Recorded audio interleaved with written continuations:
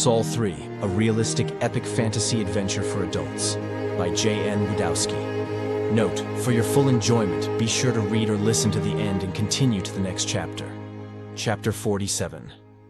3 days later. Odd, Dale said out loud as he led the column on the dirt road through the New Angle woods. He raised his right hand, halting his 20 Warson-armed men, followed by the additional 2,000 mounted spearmen. Between his men and the spearmen was one supply wagon, and his men armed with the urban fighters to protect it. Pixa flew back from point. I cannot fly any further. We are reaching the edge of the woods and the darkened skies of Lucifera. Dale looked through the fall canopy above him. Bright sunlight filtered down to the road. But as he looked ahead, the road seemed to enter a wall of darkness. How far are we from her? Dale asked Pixa. Not far.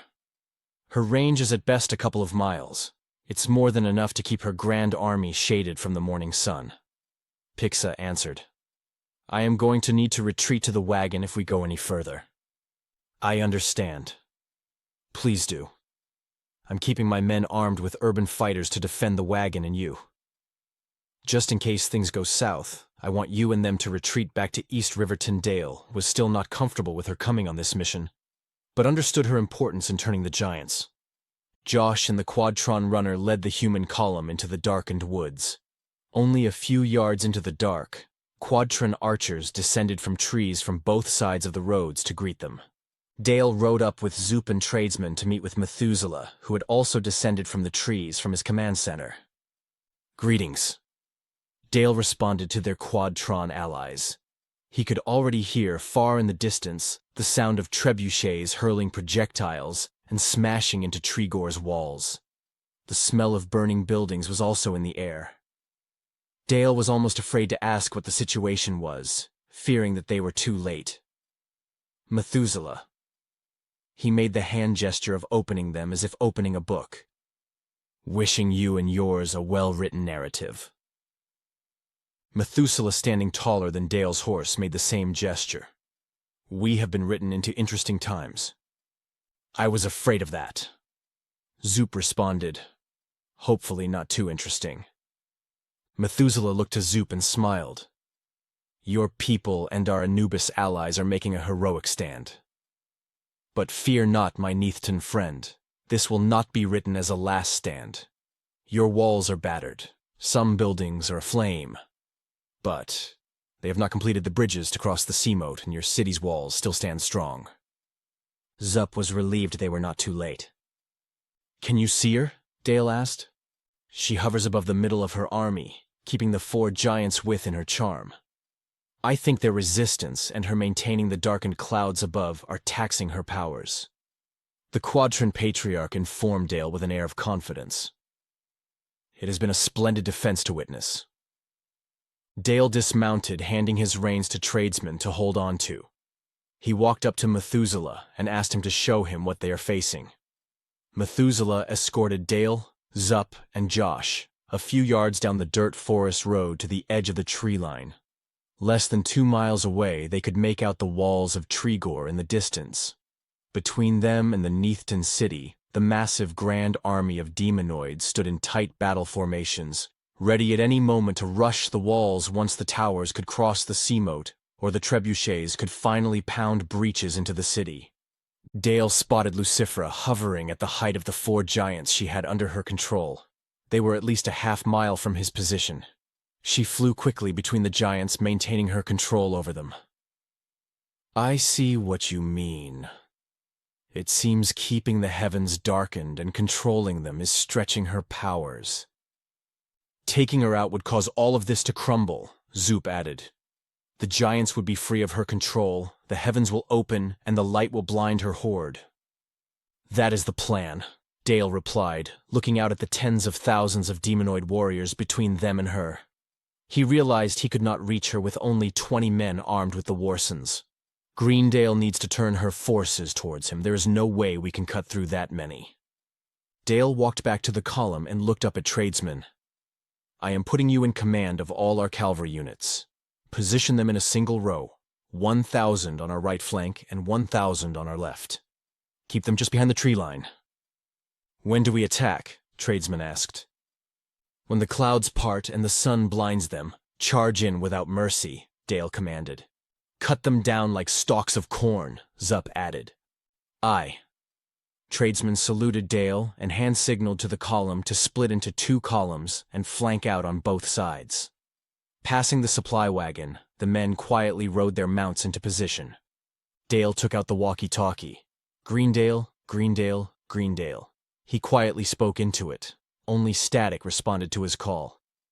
They must still be out too far, Zoop pointed out. We'll have to be patient, keep quiet and hidden until he distracts them away from us. Dale answered, Send the word down the line. Aye. Josh and the Quadtron messenger both saluted and ran down the flanks on both sides along the tree line to relay Dale's orders. 4 hours later, the walkie-talkie began to crackle. Dale. Dale put the walkie-talkie up to his ear. Greendale, I hear you. Are you in position? Dale took out the binoculars and searched the eastern end of the King's Road. At the crest of the hill, he saw a dozen teenage boys, running down a half-mile behind the legion of demonoids whom had their backs to them. They were counting out their wide paces and driving stakes into the ground every 100 steps until they reach 1,000 yards. They then ran back behind the cover of the hill as quickly as they could. Give us half an hour, and we'll be ready. Are you ready? Greendale responded over the electronic communicator. We've been ready since morning. You need to hurry. We only have a few hours of daylight left. Understand. Once her forces turned to engage us, hit her hard, Greendale signed off. For the next half hour, Dale kept his eyes on the southeastern hill 4 miles from their position. He watched through the binoculars 5,000 human spearmen quietly taking formation at the bottom of the western slope of the hill behind the horde that all seemed focused on watching the trebuchets pound the Neethton walls. Behind the spearman formation, 2,000 longbowmen took their positions. They stuck dozens of arrows into the ground beside them for quick use. In the woods to Greendale's right, Dale could make out the movement of musketeers taking formation to repel any attempt to flank them from the right. On Greendale's left, the other group of musketeers anchored his left to the rocky shoreline. Once all his troops were in position, Belson's 3 secret weapons were rolled into place on top of the hill. Once in position, the tarps covering them were removed, exposing 3 bronze 10-pounder field guns. Crews of 8 men per gun began getting the guns ready to be fired into the backs of the demonoid formations a half-mile from their position. Firing solid shot, all 3 guns blasted their first volley, turning the attention of the entire demonoid army to the east. The solid shot tore into several ranks of demonoids, splintering them like helpless bowling pins. After the guns' kickback, the gun crews immediately rolled them back into position and prepared them for another volley of solid shot into the dense formations that were now turned and facing them. At a quick pace, a third of her army, tightly packed, marched towards the new threat of humans. A second volley of shot was fired into the closing ranks of Red Devils, first decapitating and then smashing off limbs as the iron balls bounced on the hardened ground. Body parts and black blood burst as the balls smashed through their ranks.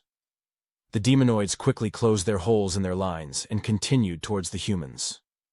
Lucifera released several more of her legions in her position to assist in engaging the smaller human army. Dale watched Belson's cannon continue to fire solid iron balls into the approaching enemy forces. The gun crews were at first getting 2 shots per minute. As the horde advanced towards them at 100 yards per minute, they began to quicken their loading and firing to 3 solid shots per minute, cutting through the horde with devastating smashes, yet their sheer numbers would fill their formations, and they would continue advancing closer and closer. Zup looked in front of them as he could see her forces beginning to move towards Greendale. They are not all heading for Greendale. She's holding 3 legions with her, and the giants. Dale turned his binoculars to those in front of them. spotting Lucifera flying between the giants and shouting orders to the over 4,500 demonoids behind her. Their ranks in unison turned about facing the tree line. Well, there goes our element of surprise. She's anticipating our next move. She is not just beautiful. She knows we are here? Zup was confused as they all stepped further back into the tree line. Pete approached with Pixa sitting on his shoulder. Angrily, Dale, keeping his voice down, growled at Pete. "What is she doing here? I told you to keep her safe at the supply wagon." "She insisted." "She threatened me with her merciless tickles," Pete replied. "Don't scold him.